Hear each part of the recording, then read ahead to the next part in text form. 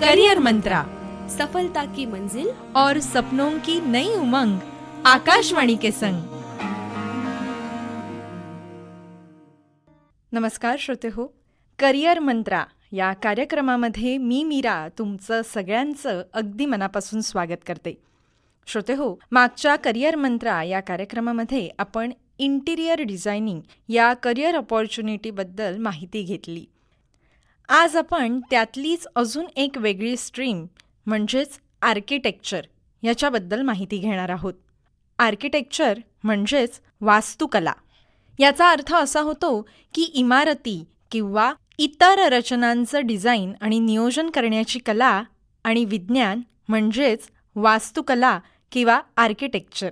हे केवळ बांधकाम नाही बरं, तर सौंदर्य, उपयोगिता आणि सुरक्षितता यांचा संगम आहे. वास्तुकला अभ्यासक्रम म्हणजेच BArch म्हणजेच आर्किटेक्चरची पदवी हा एकूण 5 वर्षांचा पदवी शिक्षणाचा कोर्स आहे. त्यासाठी नाटा किंवा JEE मेन पेपर 2 उत्तीर्ण होणं आवश्यक आहे. वास्तुकला म्हणजे राहण्यायोग्य रचनांचं नियोजन आराखडा म्हणजेच स्केचिंग आणि बांधकाम करण्याची प्रक्रिया. वास्तुकार जो या आर्किटेक्चरचं शिक्षण घेतो त्याला आर्किटेक्ट म्हणजेच वास्तुकार असं म्हणतात. जी व्यक्ती इमारतींची रचना, नकाशे, प्लॅनिंग आणि डिझाईन तयार करते त्याला वास्तुकार असं म्हणतात. हे क्षेत्र कला आणि अभियांत्रिकी म्हणजेच आर्ट आणि इंजिनिअरिंग तंत्राचा वापर करून इमारतींना सुंदर आणि भक्कम बनवतं. याचा अभ्यासक्रम हा 12वी नंतर 5 वर्षांचा म्हणजेच बॅचलर्स ऑफ आर्किटेक्चर हा कोर्स असतो. या क्षेत्रात प्रवेश मिळवण्यासाठी नाटा म्हणजेच national aptitude test in architecture किंवा JEE मेन पेपर 2 या परीक्षा देणं अत्यंत आवश्यक आहे. आजच्या या करियर अपॉर्च्युनिटीबद्दल म्हणजेच आर्किटेक्चर किंवा वास्तुकला याच्याबद्दल आज आपण माहिती प्रत्यक्ष आर्किटेक्ट यांच्याकडनंच घेणार आहोत. जवळपास गेली 25-26 वर्ष या क्षेत्रामध्ये स्वतः कार्यरत असणारे आर्किटेक्ट हेमंत कापडी यांच्याकडनं आपण रत्नागिरीमध्ये आर्किटेक्चर या क्षेत्रामध्ये झालेले बदल आपण जाणून घेऊया. कारण जर तुम्हाला हे करियर म्हणून निवडायचंय आणि रत्नागिरीसारख्या या शहरामध्ये बदलणाऱ्या डेव्हलपिंग सिटीमध्ये हे करियर अपॉर्च्युनिटी नक्की कशी आहे ही जाणून घ्यायचे तर असे अनुभवाचे बोल नक्कीच उपयोगी पडतात. तेव्हा ऐकूया आर्किटेक्ट हेमंत कापडी यांना. नमस्कार, मी आर्किटेक्ट हेमंत कापडी.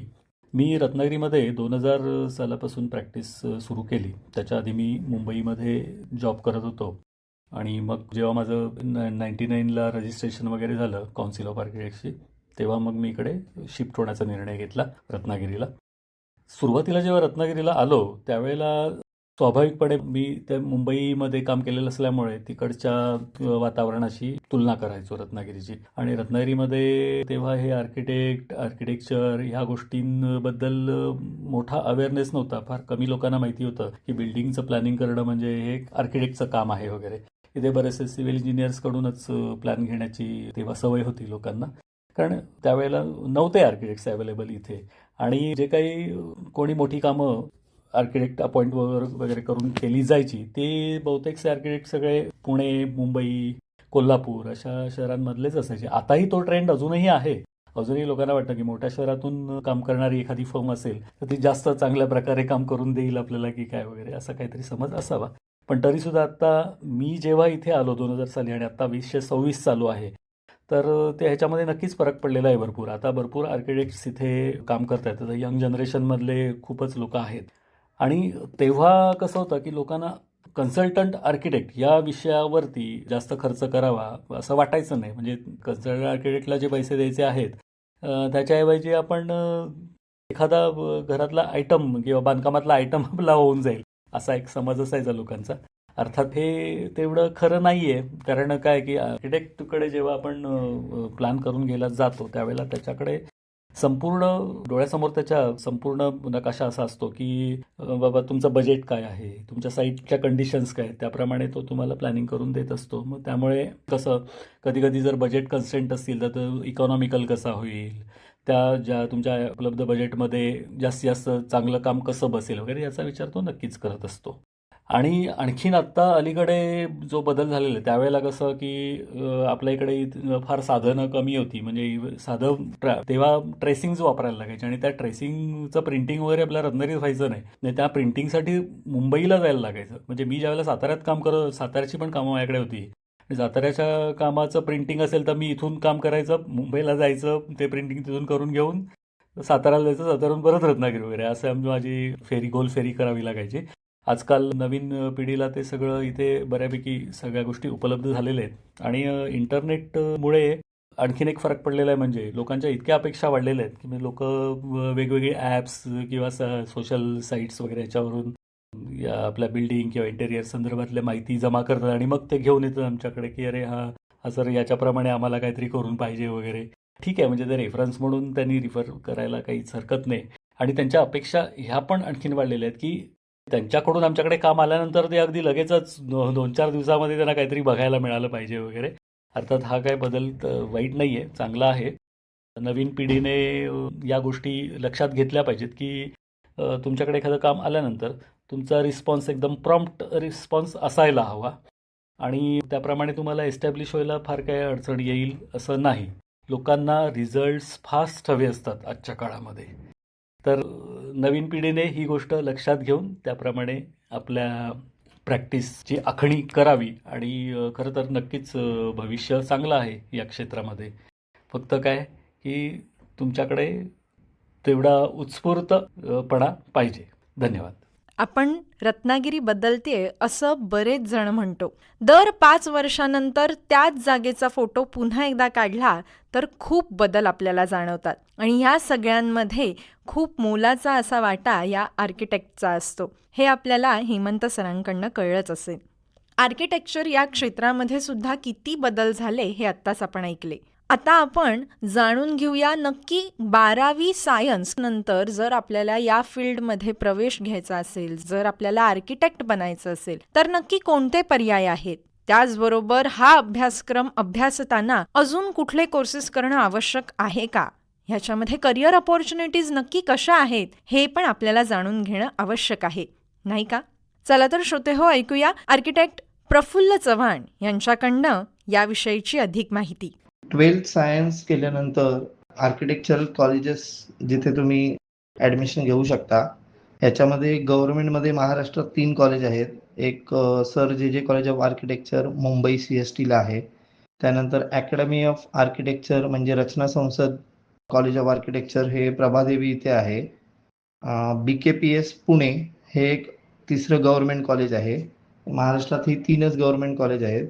याच्या व्यतिरिक्त प्रायव्हेटमध्ये सुद्धा अनेक कॉलेजेस आहेत. मुंबईत बघायला गेलात तर तुम्ही पिल्लाईज कॉलेज ऑफ आर्किटेक्चर आहे, हिरे कॉलेज ऑफ आर्किटेक्चर आहे, IAS कॉलेज ऑफ आर्किटेक्चर आहे, DY पाटील ऑफ आर्किटेक्चर असं आहे. तर DY पाटीलचे ठिकठिकाणी वेगवेगळ्या ठिकाणी ब्रांचेस आहेत. म्हणजे मुंबईत सुद्धा आहे, पुण्यात सुद्धा आहे, कोल्हापूरला सुद्धा आहे. आणि कोल्हापूरला म्हटलं तर SPS MBH म्हणजे Shri prince Shivaji Maratha boarding houses college of architecture हे सुद्धा म्हणजे रत्नागिरीतल्या लोकांना जवळ पडण्यासारखं आहे. याच्यानंतर कोर्स तुमचा चालू असताना तुम्हाला जे स्किल्स डेव्हलप करावे लागतात त्यासाठी पॅरलल कोर्सेस तुम्ही जर म्हणत असाल तर त्यामध्ये तुम्हाला 3D शिकणं आवश्यक असतं. 3D सोबत नुसतं 3D करून चालत नाही, त्याचं रेंडर्ड व्हर्जन करणं, त्यामुळे रिअलिस्टिक इफेक्ट आणणं, त्यासाठी वेगवेगळी सॉफ्टवेअर्स असतात. म्हणजे 3D मॉडेलिंग आणि 3D रेंडरिंग असे दोन्ही कोर्सेस करावेत. आणि त्यासोबत आजच्या AIच्या जमान्यात ते फार आणखीन इझी झालेलं आहे. तर AIचे सुद्धा कोर्सेस केलेले जास्त बेटर राहतं. आफ्टर कोर्स जर तुम्हाला काही ऑपॉर्च्युनिटीज किंवा कोर्सेस म्हणायचे असेल तर आर्किटेक्चरचा मास्टर्स कोर्सच वेगळा येतो. त्याच्यामध्ये स्पेशलायझेशन असतं. टाउन प्लॅनिंग आहे, अर्बन डिझाईन आहे, लँडस्केप डिझाईन आहे, इंटिरियर डिझायनिंग आहे, सस्टेनेबल आर्किटेक्चर आहे, प्रोजेक्ट मॅनेजमेंट आहे. याशिवाय अजून कायनेटिक किंवा पॅरामेट्रिक आर्किटेक्चर अशा टाईपमधलं आणखीन सुद्धा काही बरेच कोर्सेस सुद्धा अवेलेबल असतात. तर ह्या गोष्टीमध्ये तुम्ही इतर काही ऑपॉर्च्युनिटीज तुम्ही एक्सप्लोर करू शकता. त्याच्यानंतर जेव्हा एखादा फ्रेशर्स आर्किटेक्ट मार्केटमध्ये फर्स्ट टाइम जेव्हा जॉबसाठी किंवा ऑपॉर्च्युनिटीसाठी बघत असतो तर त्याला N number of firms available आहेत. त्या फर्ममध्ये कसं आहे की तुम्हाला एक्सपिरियन्स कोणत्या टाईपचा पाहिजे त्याप्रमाणे तुम्हाला ऑपॉर्च्युनिटी सीक करावे लागतात. तुम्ही स्मॉल स्केल फर्ममध्ये काम करायला बघत असाल तर तुम्हाला एक्सपोजर जास्त भेटतो आणि इन टर्म्स ऑफ तुम्ही म्हणजे फायनान्शियल गेन तुम्हाला जास्त पाहिजे असेल तर कॉर्पोरेट कंपनीज आहेत त्यासोबत तुम्ही काम करू शकता. इवन बिल्डर्स सुद्धा बरेच आर्किटेक्ट्स हायर करतात, तर त्या इन हाऊस आर्किटेक्ट्स असतात बिल्डर्सचे, तर तिथे सुद्धा ऑपॉर्च्युनिटी असते. ह्याशिवाय आर्किटेक्चर हे असं प्रोफेशन आहे की त्याच्यामध्ये स्टडी ऑफ ऑल प्रोफेशन असं असतं. म्हणजे मोस्टली तुम्हाला सर्व स्टडी करायचं आहे. म्हणजे तुम्ही जरी आर्किटेक्ट असलात तरी तुम्हाला ते एकच प्रोफेशन नाही आहे, त्याच्यामध्ये मल्टिपल प्रोफेशन तुम्हाला स्टडी करावे लागतात. तर त्यामुळे तुम्हाला पूर्ण वर्ल्ड ओपन होऊन जातं ऑपॉर्च्युनिटीजसाठी. तुम्ही वेगवेगळे बिझनेस चालू करू शकता. बिल्डिंग मटेरियल असेल, नवीन काही टेक्नॉलॉजी असतील, इंटिरियर रिलेटेड असतील, विंडोज असतील, टाईल्स असतील किंवा क्लॅडिंग मटेरियल्स असतील किंवा इतर कोणत्याही गोष्टीमध्ये तुम्ही बिझनेस करायचा म्हटलात तर तुम्हाला हे वर्ल्ड ओपन होऊन जातं. कारण बॅकग्राऊंड तुम्हाला ह्याच्यात चांगलं सगळं समजून गेल्यानंतर तुम्ही बऱ्याच गोष्टी एक्सप्लोर करू शकता. केमिकल्स वगैरे असतील तर ह्या मध्ये सुद्धा तुम्हाला बरंच काम करता येतं. कारण टाईल अधेसिव्ह असतात किंवा क्लिनिंग एजंट्स असतात. ह्या सगळ्या गोष्टीचा वापर हा आर्किटेक्चर ह्या फील्डमध्ये होत असतो. याशिवाय काही लोक क्रिएटिव्ह फील्डमध्ये ब्रँडिंग, मार्केटिंग असं सुद्धा याच्यामध्ये उतरतात. बरेचसे लोक आर्किटेक्चर हे क्रिएटिव्ह फील्ड असल्यामुळे त्याचा एक्सपिरियन्स गेन करून एक स्वतःचं ब्रँड सुद्धा काढून काही प्रोडक्ट डेव्हलपमेंट करणं किंवा प्रोडक्ट डिझाईन करणं असं सुद्धा करतात आणि तो पर्टिक्युलर प्रोडक्ट नंतर सेल करून स्वतःचा ब्रँड उभा करतात. तर इतक्या ऑपॉर्च्युनिटीज आर्किटेक्चर हे प्रोफेशन केल्यानंतर असतात. रत्नागिरी जवळील किंवा किंबहुना महाराष्ट्रातील शासकीय आणि निमशासकीय कॉलेजेस, त्याचबरोबर कोर्सेस कोणते, ह्याची अगदी इत्थंभूत माहिती आर्किटेक्ट प्रफुल्ल चव्हाण यांनी आपल्याला दिली. श्रोते हो, तुम्हाला आठवतंय का, आपला पेपर जर असेल तर पेपरच्या अगदी लास्ट 5 मिनिटांना आपल्याला काहीही डाऊट असेल तर आपण शिक्षकांना अप्रोच हा करतोच, शिक्षकांकडे जातोच. पण तरीही आपला कुठला तरी जवळचा मित्र किंवा मैत्रीण असेल तर त्याला आधी आपण विचारतो आणि त्याने समजवलेल्या गोष्टी आपल्याला चट दिशी समजतात, हो की नाही? अलीकडेच आर्किटेक्चरचं शिक्षण पूर्ण करून आता स्वतः या फील्डमध्ये काम करत असणारी युवा आर्किटेक्ट शलीन कापडी हिच्याकडनं असेच काही अनुभवाचे बोल ऐकूया. हॅलो, मी आर्किटेक्ट शलीन कापडी. माझं आर्किटेक्चरचं शिक्षण तर खूप आधीपासूनच बाबांच्या ऑफिसमध्ये सुरू झालं होतं. 12वी नंतर नाटासाठी मी घरूनच अभ्यास केला, कारण त्यावेळी रत्नागिरीमध्ये क्लासेस अवेलेबल नव्हते. माझ्या ॲडमिशनच्या वेळी सायन्स तसंच बाकी स्ट्रीम्सचे स्टुडंट्ससुद्धा आर्किटेक्चरसाठी अप्लाय करू शकत होते. पण आता फक्त सायन्स स्ट्रीम आणि डिप्लोमा विथ मॅथमॅटिक्स स्टुडंट्सच एलिजिबल आहेत. आर्किटेक्चरमध्ये क्रिएटिव्हिटीबरोबरच टेक्निकल नॉलेजसुद्धा तेवढंच महत्त्वाचं आहे, कारण सिलॅबसमध्ये मॅथमॅटिक्स आणि थेअरी ऑफ स्ट्रक्चर्स हे सुद्धा विषय असतात. माझं मत आहे की ज्यांच्यामध्ये खूप पेशन्स असतील त्यांनीच आर्किटेक्चरला अप्लाय करायला पाहिजे, कारण ॲकॅडमिक आणि अर्ली प्रोफेशनल रुटीन्स खूप एक्सटेन्सिव्ह वर्किंग आवर्स असलेले असतात. 4th इयरमध्ये इंटर्नशिपसाठी मी ऑरोविलला गेले होते. तिथल्या फर्ममध्ये डेबोरा नावाची स्पॅनिश प्रिन्सिपल आर्किटेक्ट होती. तिच्याकडून मला बऱ्याच नवीन गोष्टी शिकायला मिळाल्या, ज्या इंडियन सिलॅबसमध्ये नाही शिकवल्या जात. त्याच्यामुळे मला फायनल प्रोजेक्टसाठी या गोष्टींचा खूप उपयोग झाला. सो चांगली इंटर्नशिप निवडणं हे तुमच्या पुढच्या प्रवासासाठी खूप महत्त्वाचं आहे. कॉलेज झाल्यानंतर बाबांबरोबर काम करणं तर पक्कच होतं, पण त्याआधी बाहेरून थोडा वर्क एक्सपिरियन्स मिळवण्याचं मी निश्चित केलं आणि माझ्या पहिल्या जॉबसाठी वाशीमधल्या एका मोठ्या फर्मला जॉईन झाले. तिथे मोस्टली कॉर्पोरेट बिल्डिंग्स आणि टाउनशिप डिझायनिंग प्रोजेक्ट्स होते. पण काही दिवसांनी मला एकूणच त्या कॉर्पोरेट वातावरणाचा कंटाळा यायला लागला आणि मी माझ्या आवडीनुसार एक दुसरी फर्म निवडली आणि तिथे जॉईन झाले. तिथे रिसॉर्ट्स आणि फार्म हाऊसेस डिझायनिंगचा खूप छान एक्सपिरियन्स मिळाला. तेव्हा माझ्या लक्षात आलं की मला जास्त हॉस्पिटॅलिटी आर्किटेक्चरमध्ये आवड आहे. आर्किटेक्चरमध्ये आपल्या आवडीची स्ट्रीम निवडणं खूप गरजेचं आहे, तरच आपण उत्स्फूर्तपणे आवडीने छान स्पेसेस डिझाईन करू शकतो. त्यानंतर मी रत्नागिरीमध्ये बाबांना म्हणजेच हेमंत कापडी अँड असोसिएट्समध्ये जॉईन झाले. बाबांच्या आधाराने शिकत आता मी माझे काही इंडिव्हिज्युअल प्रोजेक्ट्ससुद्धा करते आणि इतर आर्किटेक्ट्सबरोबरही कोलॅबरेशनमध्ये काम करते. हल्ली आर्किटेक्चरबद्दल अवेअरनेस वाढला आहे, तसंच या क्षेत्रात कॉम्पिटिशनसुद्धा वाढले आहे. त्यामुळे नवीन सॉफ्टवेअर्स जसं की रेविट, रायनो, 3ds Max हे शिकणं जॉबच्या दृष्टीने महत्त्वाचं आहे. त्याचबरोबर आता प्रेझेंटेशन्स, क्वांटिटी एस्टिमेशन्स अशा गोष्टींसाठी AIचा वापर करणंही तेवढंच महत्त्वाचं आहे. जे या क्षेत्रात येण्यास इच्छुक आहेत त्यांनी नक्कीच या नवीन सॉफ्टवेअर्स आणि ट्रेंड्सची माहिती ठेवणं गरजेचं आहे.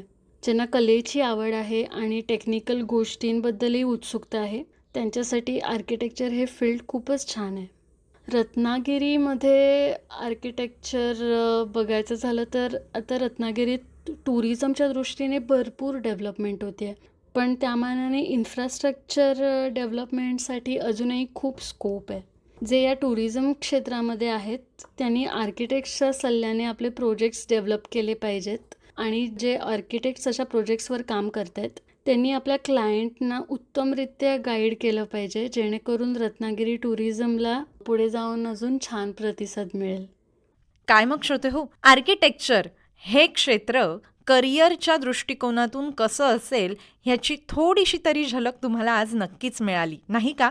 आणि आमचा करिअर मंत्रा हा कार्यक्रम नक्की ऐका. त्याचबरोबर तुम्हाला आमचे कार्यक्रम कसे वाटतात हे आम्हाला नक्की कळवा बरं. त्यासाठी आमचा व्हॉट्सअप नंबर आहे 94 035 73 485. नंबर पुन्हा एकदा सांगते, 94 035 73 485.